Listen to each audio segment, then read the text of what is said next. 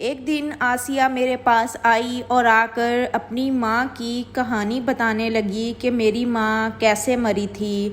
उसने बताया कि मेरी माँ की मैयत पड़ी थी और मैं सरहाने बैठकर रोने वाली अकेली थी। माँ के मरने के बाद मोहल्ले वालों को खबर हो चुकी थी, लेकिन इनमें से कोई भी मेरे घर नहीं आया।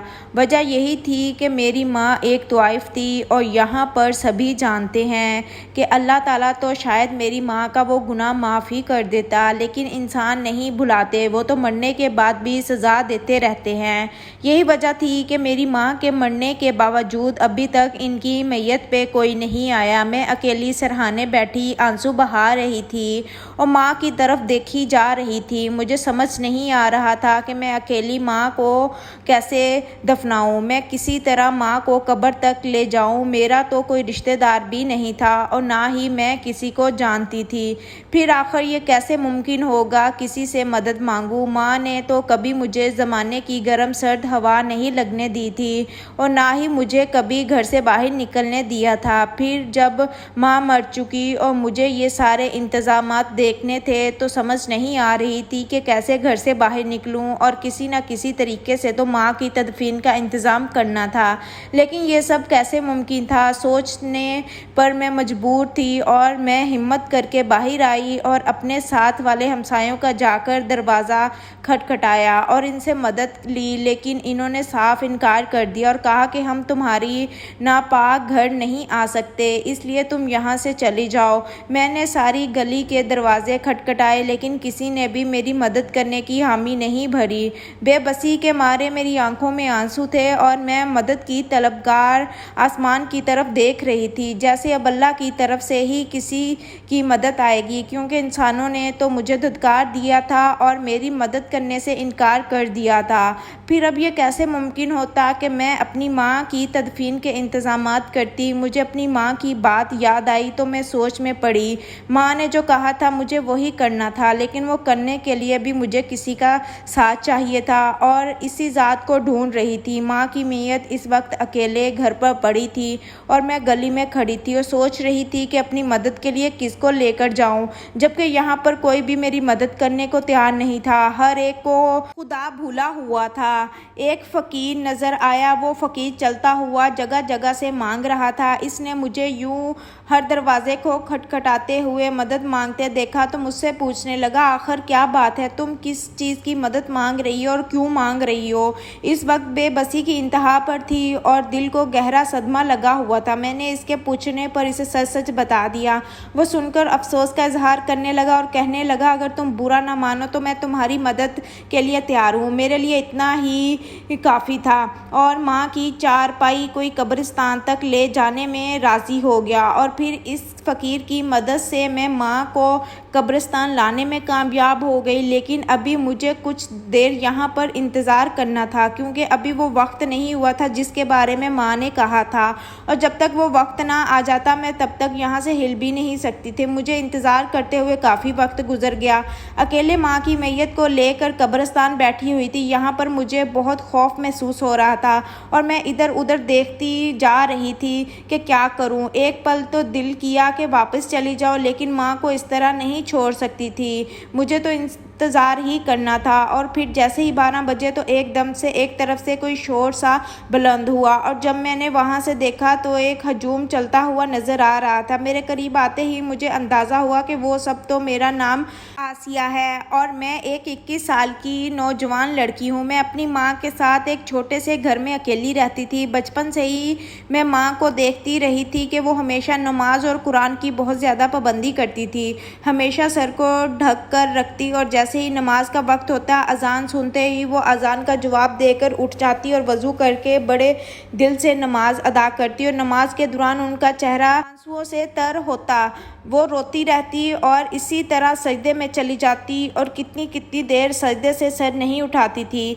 मैं माँ को जब नमाज पढ़ते देखती तो उनके पास खड़ी हो जाती और जैसे ही वो घर जाती वैसे वैसे मैं भी करती जाती। नमाज के मफहूम का तो मुझे अभी तक पता नहीं था और ना ही ये पता था कि इस दौरान क्या पढ़ते हैं, लेकिन अम्मा जब जब नमाज़ पढ़ती तो मुझे बहुत अच्छी लगती, इसलिए मैं उनके साथ इसी अंदाज में दुपट्टा लपेट कर खड़ी हो जाती। यही वजह थी कि बचपन बचपन से ही मेरी नमाज़ पढ़ने की आदत पुख्ता थी और मैं भी माँ की तरह बड़े दिल से नमाज़ पढ़ती। माँ ने मुझे इलाके के एक अच्छे स्कूल में दाखिल करवाया।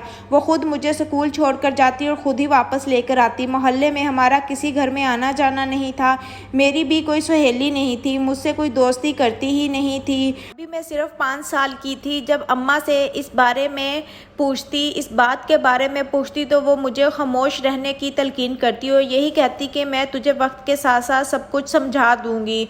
अम्मा की बात पर मैं उनकी तरफ ना समझी से देखती रहती, लेकिन एक दिन तो हद ही होगी। माँ मुझे स्कूल छोड़ने जा रही थी और अचानक रास्ते में फ़कीर मिल गया और उसने माँ के आगे हाथ फैला दिया।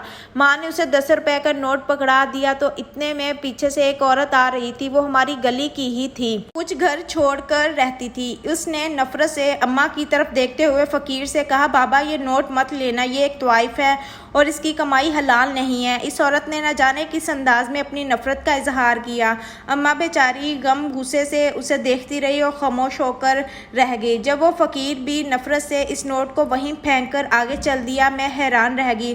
मीर के इस रद्द अमल की मुझे तवक्का नहीं थी। माँ ने इन दोनों को कुछ नहीं कहा, लेकिन इनके चेहरे पर गम की कैफियत देख सकती थी, जबकि मेरे जहन में एक ही लफ्ज़ हमेशा के लिए जैसे कैद होकर रह गया था, तवाइफ। 1-2 दिन तो माँ को इस सदमे से संभलने में लगे और फिर जब मैंने उनसे तवाइफ होने के बारे में पूछा तो कहने लगी, मैं वक्त आने पर तुम्हें सब कुछ बता दूंगी। माँ मुझे नरमी से टाल देती और फिर यही कहती कि तुम इन बातों के लिए बहुत छोटी हो।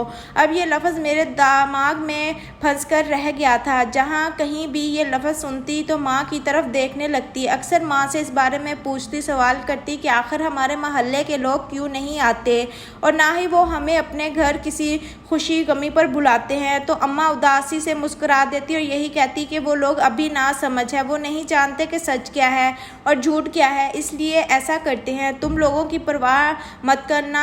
और माँ के कहने पर खामोश हो जाती। लेकिन जैसे जैसे मैं बड़ी हो रही थी मेरे सामने लोगों की बातें आने लगी और मैं माँ से ज़्यादा सवाल करने लगी। मैं इनसे पूछने लगी कि आखिर तवाइफ क्या होती है, लेकिन माँ हमेशा की तरह मुझे खामोश करवा देती और माँ की नमाज़ें और सजदे तवील होते जाते थे। जैसे जैसे बड़ी हो गई माँ ज़्यादा वक्त नमाज में ही गुजारती और न जाने रो रो कर अल्लाह से क्या मांगती रहती। बस खामोशी से इन्हें बैठकर देखती रहती, लेकिन माँ मेरे किसी सवाल का जवाब नहीं देती और ना ही मुझे कुछ बताती। एक और बात जो मैंने महसूस की थी, जब मुझे आज तक बात नहीं पता चली कि हमारे घर का खर्चा कैसे चल रहा है। माँ तो कोई काम नहीं करती और मेरे अब्बा तो थे नहीं और ना ही मुझे इनके बारे में कुछ इल्म था। माँ से जब मैंने अपने बाप के बारे में पूछा तो उन्होंने मुझे टाल दिया और इनके बारे में नहीं बताया। मैं तो ये भी नहीं जानती थी वो ज़िंदा भी है या नहीं, और अगर ज़िंदा है तो कहाँ है और हमारे साथ क्यों नहीं रहे। नन्हे से जहन में बहुत सारे सवाल थे जो चकरा रहे थे और इनके जवाबात माँ के पास थे और इस मामले में माँ बिल्कुल खामोश थी। स्कूल में अच्छे नंबर लेने के बाद कॉलेज में गई तो माँ ने मुझे एक ही बात समझाई कि कभी भी किसी की बात में ना आना और ना ही कभी किसी लड़के पर भरोसा करना। ये लड़के भरोसे के काबिल नहीं होते। माँ ने मेरा दिमाग ऐसा बांधा था कि मैंने अपने दिमाग पर बात सवार कर ली थी कि मुझे किसी भी लड़के की तरफ मायल नहीं होना। इसमें मुझे सोच बूझ तो काफ़ी थी, मगर माँ ने मुझे घर का माहौल ही ऐसा दिया था, कभी मैं दिमागी तौर पर चालाक हो ही नहीं सकी, जबकि मेरे साथ की सब बच्चियाँ बहुत चालाक थी। मैंने कभी किसी की बातों पर ध्यान ही नहीं दिया था और ना ही किसी की बात में आई थी। मेरी कोई सहेली नहीं थी। मैं अकेली ही कॉलेज पढ़ती और अकेली ही घर वापस आ जाती। अब बस ये तब्दीली आई थी कि पहले माँ मुझे स्कूल छोड़ने जाती थी और अब मैं कॉलेज खुद चली जाती थी, मगर जब भी मैं घर जाती तो माँ सबसे पहले मुझसे यही सवाल करती कि आज किसी लड़के से टकराव तो नहीं हुआ, किसी लड़के से बात तो नहीं की। अब तो मुझे भी उलझन सी महसूस होने लगी कि माँ हर बार यही बात क्यों करती है, हर मर्तबा ऐसे ही अल्फाज क्यों इस्तेमाल करती है। मुझे बहुत तकलीफ़ होती। मैं तो हमेशा कहती हूँ कि माँ आपको मुझ पर भरोसा नहीं, अब आप मुझे ऐसी बातें क्यों करती हैं, भला क्यों लड़कों से बात करूँगी। मैं वहाँ पर पढ़ने जाती हूँ, लड़कों से बातें करने नहीं। माँ की आंखों में आंसू आ जाते और कहती कि मैं तुम्हारी भलाई के लिए कहती हूँ। जब जवानी का खून चढ़ा हो तो इंसान बहक ही जाता है, इंसान को कुछ महसूस नहीं होता और तुम तो बहुत मासूम है, ये दुनिया तुम्हारे हमारे लिए बनी ही नहीं। इस दुनिया में बहुत से ऐसे लोग हैं जो हमारे नाक के नीचे से हमें बर्बाद करके चले जाते हैं और हमें पता भी नहीं चलता। हमेशा लंबा सांस खींचती और हमेशा माँ को तसल्ली देती कि ऐसा कुछ नहीं है, मैं अपनी पढ़ाई पर सिर्फ ध्यान दूंगी। मगर वो कहते हैं ना कि जिस चीज़ से हमेशा भागते हैं हमेशा वही चीज़ हमारे आगे आती है। एक रोज़ मैं कॉलेज जा रही थी कि जब रास्ते में एक लड़कों का टोला मेरे पास से गुजरा। वो सब लड़के पढ़े लिखे लग रहे थे। इनमें से एक लड़के की नज़र मुझ पर पड़ी और मेरी इस लड़के पर। वो लड़का बहुत खूबसूरत और बहुत हसीन था, जवान था, पढ़ा लिखा था और इसका किसी अमीर घराने से तल्लक नज़र आ रहा था। मेरी भी सिर्फ एक ही बार नज़र पड़ी थी, लेकिन मेरे घर जाने के बाद वो चेहरा बार बार मेरे सामने आ रहा था। मगर माँ हमेशा मुझे इन चीज़ों से रोकती थी। माँ ने कभी मुझे किसी हमसाये के घर भी नहीं जाने दिया था, क्योंकि माँ की और बातें माननी हो या ना माननी हो, लेकिन माँ की ये एक सिर्फ बात थी जो मुझे माननी ही थी और आंखें बंद करके भरोसा नहीं कर सकती थी। वो लड़का मसलसल मुझे देख रहा था, मैं बार बार नज़रें चुरा रही थी। शर्म से मेरा चेहरा लाल सुर्ख हो रहा था। काम का वक्त है, गुजरना तो है ही वहाँ से। इस रोज़ मैं घर को तो गई, मगर मुझे अभी भी अपने चेहरे पर इस लड़के की आंखें ही लगी हुई दिखाई दे रही थी, जैसे वो मुझे अभी भी देख रहा हो। मैं बार बार कभी अपना चेहरा छुपाती तो कभी तकिए के नीचे मुंह देकर शर्माती। मेरी तो चाल ढाल ही बदल चुकी थी। उस लड़के को सोचकर मुस्कुरा रही थी और कब मेरी माँ कमरे में आई मुझे इल्म ही ना हुआ और मेरी माँ आकर कहने लगी, आसिया खैर तो है ना, इतना ज़्यादा मुस्कुरा रही हो। और ऐसा कहना था कि मेरी रूह तक कांप गई और मैं उठकर बैठी और अम्मा से कहने लगी कि नहीं माँ, बस ऐसे ही कुछ याद आ गया। माँ कहने लगी, क्या याद आ गया था, मुझे भी बताओ। सवालिया निशान बनकर मेरे सामने बैठ गई। मैं इन्हें भला क्या बताती, जो हकीकत वो तो बता नहीं सकती थी।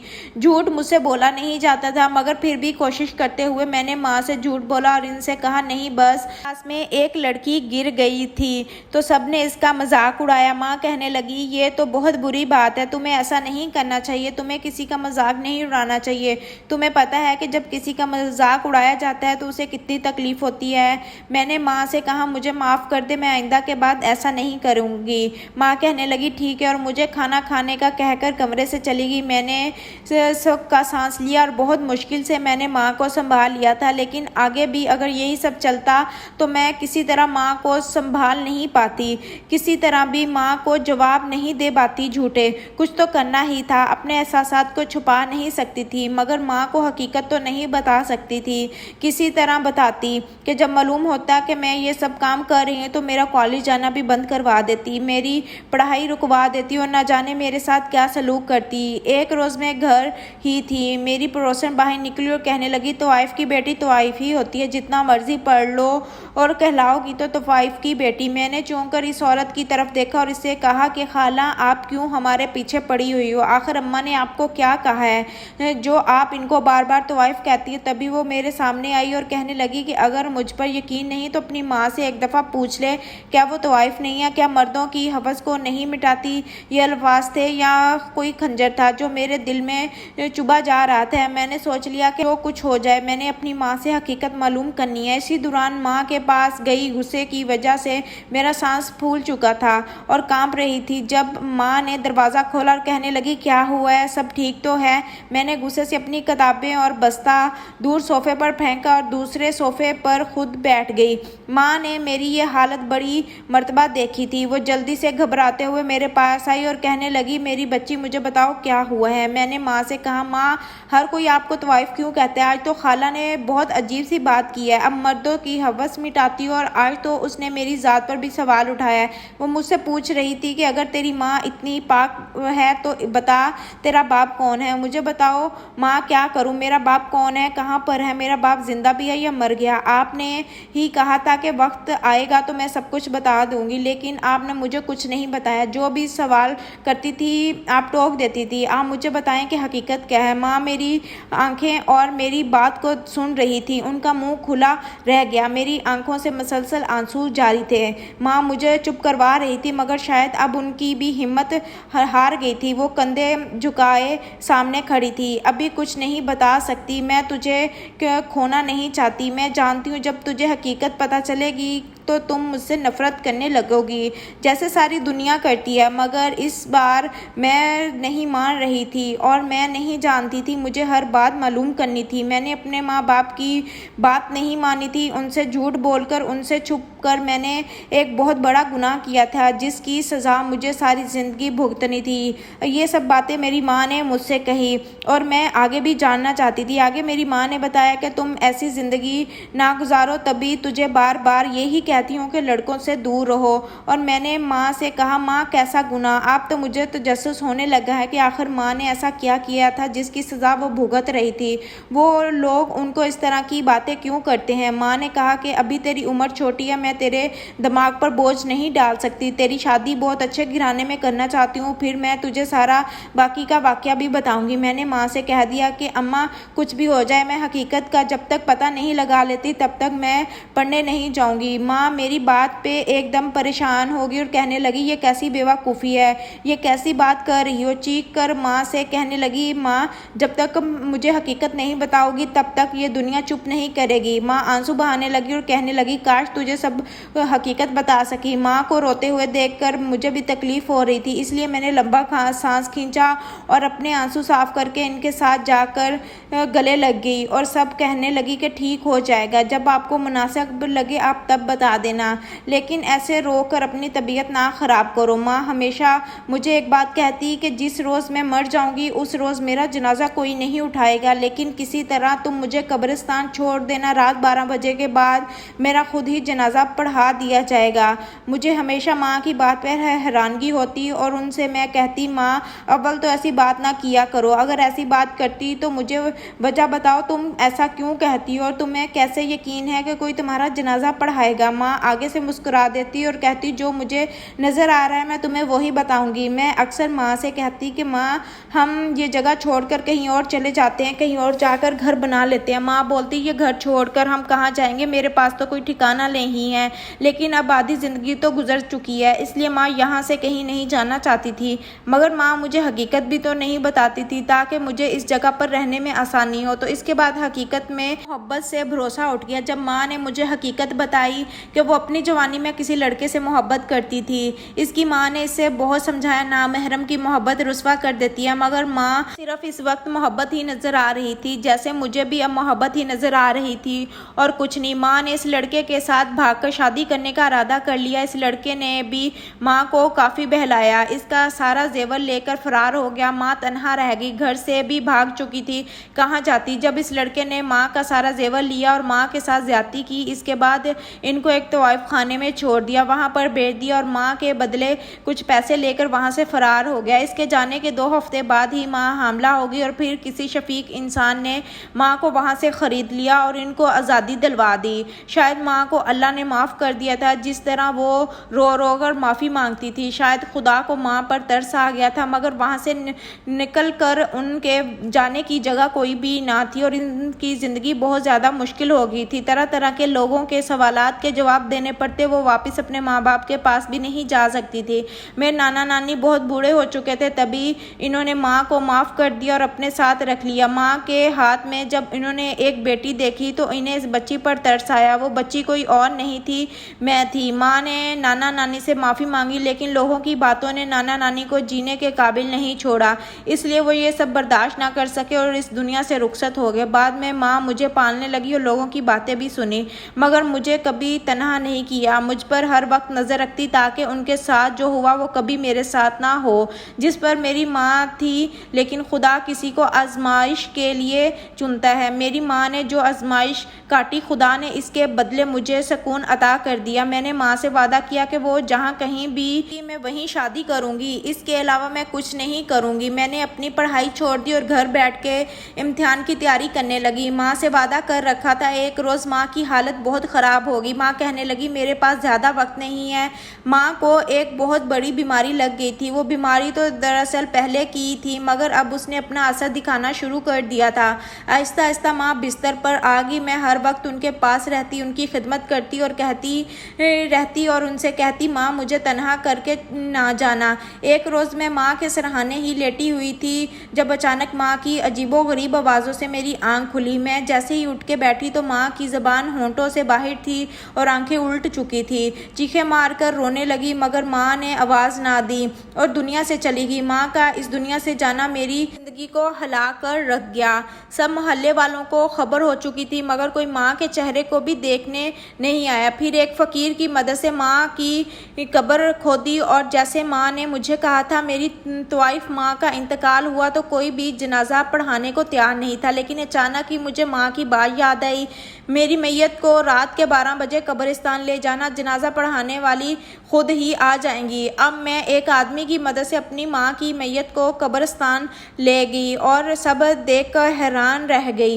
लोगों का एक गिरोह आता हुआ देखा। जैसे ही वो नज़दीक आए तो मेरे तो होश ही उड़ गए, क्योंकि वो सब तवाइफ घराने के लोग ही थे, मगर इनमें एक जाना पहचाना चेहरा भी था। माँ ने मुझे बाबा की एक तस्वीर दिखाई थी जब वो काफ़ी बीमार थी। हाँ, ये वही शख्स था, ये मेरा बाप ही था जिसने माँ को धोखा देकर बेच दिया था और इन्हें तकलीफ़ में रखा। यहाँ पर क्या कर रहा था? वो तो तवाइफ खाने के लोग आगे आए और माँ की मैयत का जनाजा पढ़ाने लगे। इनमें मेरा बाप भी शामिल था। वो चंद लोग ही थे जिन्होंने माँ का जनाजा पढ़ाया और इसके बाद इनको दफना दिया गया। मेरा बाप मेरे सामने आया और आकर मेरे सर पर हाथ रखने ही वाला था कि मैं झटके से पीछे हुई और इससे कहा, मुझे छूना भी मत, मुझे नफरत है तुम जैसे इंसान से जिसने औरत का नाजायज़ फ़ायदा उठाया। तुम्हें शर्म क्यों नहीं आई? तुम डूब कर मर जाना चाहिए। तब भी वो फूट फूट कर रोने लगा और कहने लगा, मैंने जो तुम्हारी माँ के साथ किया मुझे इसका बदला मिल गया। मैंने दुनिया में ही इसका बदला पा लिया। मुझे माफ़ कर दो, मैं